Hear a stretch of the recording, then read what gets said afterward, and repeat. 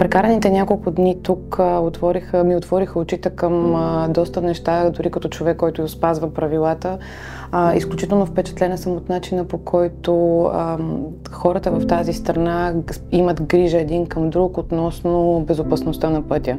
На всички срещи, на които бяхме, ме впечатли грижата към другия човек и отговорността, която хората имат тук във връзка с безопасността, с идеята да правят нови и нови неща, за да предпазят както децата си, така и всички около себе си. Това е наистина много впечатляващо за мен.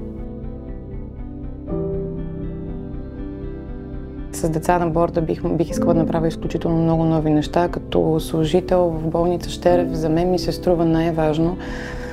Нещо, което бих искала да направя, е да започнем да прилагаме възможни обучения както на бременните жени, така на родилките, така на децата, които се раждат в клиниките. Да има обучения в болниците още преди самото раждане, за да могат родителите да знаят кое е най-подходящото и най-безопасното столче, какви са практиките, за да могат да предпазят децата си, за да можем да стигнем до една такава нулева бройка на загинали дечица и хора в катастрофи в България.